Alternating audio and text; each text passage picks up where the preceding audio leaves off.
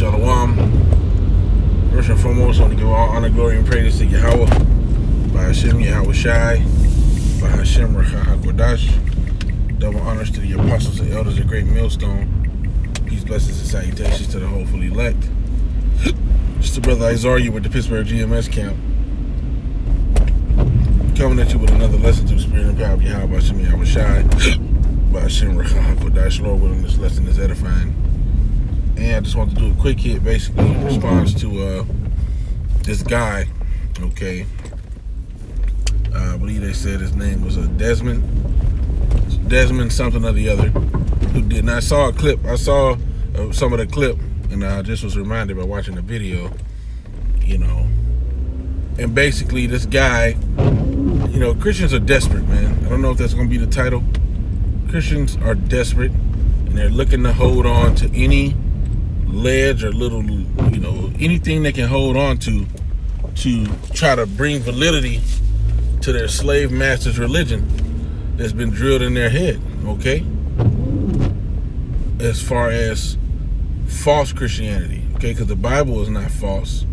The Bible is not the slave master's book, all right? But the interpretation thereof that's been taught to you, okay, by these seminary schools, okay, it's the slave master's doctrine, okay, wherein Esau tries to save himself by saying, well, the Gentiles can come in and blah, blah, blah, which is completely false, okay? So you got this guy, you know, this so-called black man, okay, you know, which I believe they said he's a flunky for vocab. You know, he does a lecture, and he said, he tries to bring out this example of a time when Esau, okay, was tender unto his brother Jacob, all right, and use that as a reason to say, well, look, they reconciled, as if to say that because they had a hug between brothers, that's gonna disannul what Yahweh Shem Yahweh Shai said, okay, would happen according to prophecy. All right, because what you're doing is you're trying to put a human understanding on something that the Most High Yahweh Shem Yahweh Shai has like I said, put into prophecy. You're saying that, well, how could Esau be wicked, or how could they be bitter rivals? You know, this is the assumption I get based off of you bringing this example up. How could they really be bitter rivals if we see right here? I mean, you know, shoot, look at it. He hugged him on his neck and he wept. I don't think he cried, but I think it does say that Esau cried, or that they both cried together. You know what I'm saying? But that doesn't mean that the Lord took away the enmity from between them. You know, before they were born, she said two manner of they were fighting in the womb, bro. Two nations shall be separated from thy bowels, and two manner of people, man. And one shall be stronger than the other. You know, that's how the prophecy goes, man. You know, and it says the elder shall serve the younger. All right. And there was a bitter rivalry, you know, that was forged through the Spirit. The Lord said he's going to have war with Amalek, okay, forever. Amalek is the chief tribe of Esau, man. So, you know, you guys are using carnal mindsets to try to save your little whack religion, man. All right? If you, with all the truth that's been coming out, if you're still a Christian at this time, either the Lord have not allowed you to see this thing, which this Hebrew Israelite knowledge is, damn near everybody in America has to have seen or heard something about it at some point, man. Okay? Or you just through. Okay? You know, there's so many aspects of so-called Christianity, it just ain't it. Okay? It just ain't it. So nevertheless, you know, as I thought about this moment that Jacob and Esau had, I was reminded of my own relationship with my brother. Okay, my biological brother, which he's really like my half brother, because we have different fathers. Okay, so I didn't understand that. That's something they don't teach you in this world. Okay, they teach you that that a brother or a sister out of your mom, you get the sense in this world and in this society that the brother or sister that came out of your mom is closer to you than the brother or sister that you may have from your father, which may be by a different woman. Okay, when in actuality, that the one that came from your father biblically is closer to you, or is more so your sibling, than the one that came out of your mother from a different dad. Okay, but nevertheless, me and my brother, or my half brother, as I understand now, we used to fight a lot, man. We used to get into it a lot when we was younger, and I never understood it.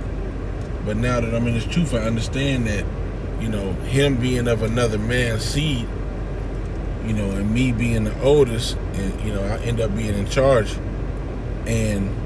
but him being the firstborn of his father maybe made him want to, inside of his spirit, want to be in charge, or felt like he should have been in charge. But that ain't how the Lord had it set up. But nevertheless, we had, and it wasn't like I wanted to fight him, but we had a lot of scraps, okay? And some of it would be little petty shit. He might hit me and run up the street, and then I'm like chasing him. Anyway, nevertheless, there was times where I really just didn't want to be around my brother, man. I won't say it was on the level of Jacob and Esau where I want to kill him, no shit like that, but you know what I'm saying? There was times where I was just like, look, man, I just ain't trying to, like, the household was being terrorized by this dude.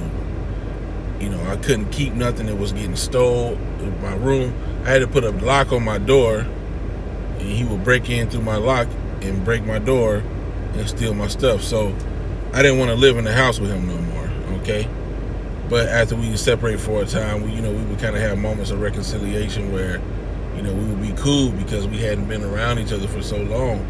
And that's all that was between Jacob and Esau. Okay, they hadn't been around each other for a period of time. All right, and then Jacob came back and he had all these servants.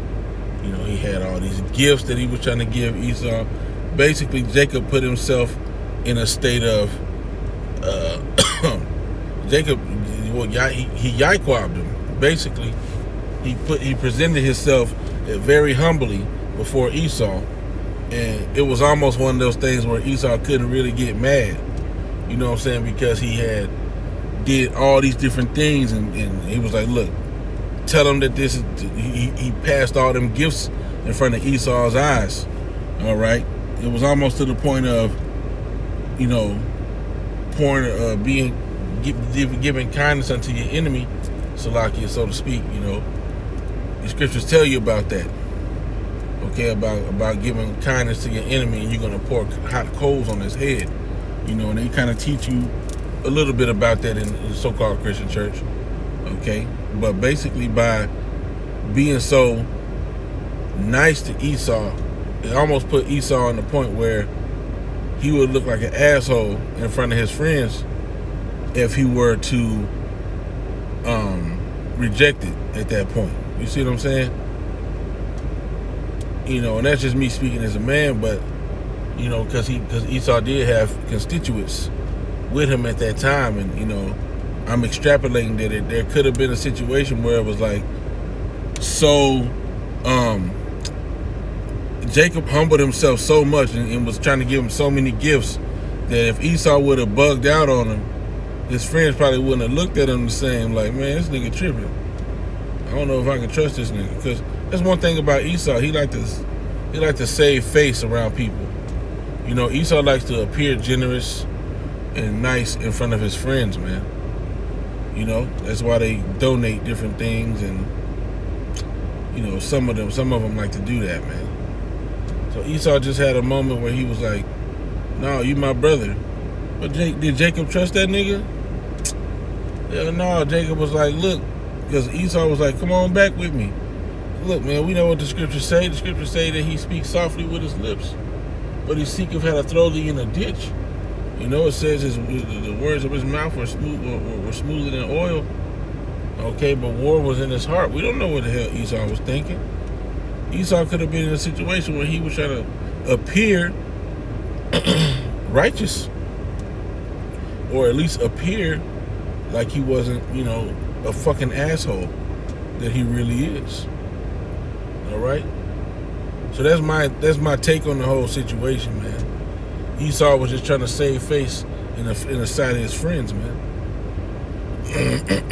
You know, and I wish I could bring it up. You know, I don't have my phone on my other phone, but that's me speaking as a man. Esau was trying to look good in front of his friends. You know what I'm saying? And because the scripture say that his wrath burned forever, man. All right. So you false Christians that's trying to take these little offshoot situations and try to say, well, see, they reconciled. Where does it say they reconciled? Just because they had a hug. It don't say there was no reconciliation. Okay, it said he had a perpetual hatred, man. And they shed the blood of Israel with the sword, man. And nevertheless, just because Jacob and Esau, our forefathers, had a moment where they hugged it out, that don't mean the whole nations that came out of us, that came out of Jacob and Esau, is going to be buddy, pal, pal. There's a whole race of people that came out of Jacob and a whole race of people that came out of Esau. So, and what that supposed to mean? You know? So anyway, you know, that's just like a little quick lesson, man. You know, Lord willing, it was edifying. I'm going to go ahead and wrap it up there, man. I want to give all honor, glory, and praise to Yahweh, Shemi Abushai, by Hashem Rakah Kodash. Double honors to the apostles and elders of Great Millstone. Peace, blessings, and salutations to the hopefully elect. That I want to say Shalom, Wa Baba Shalom.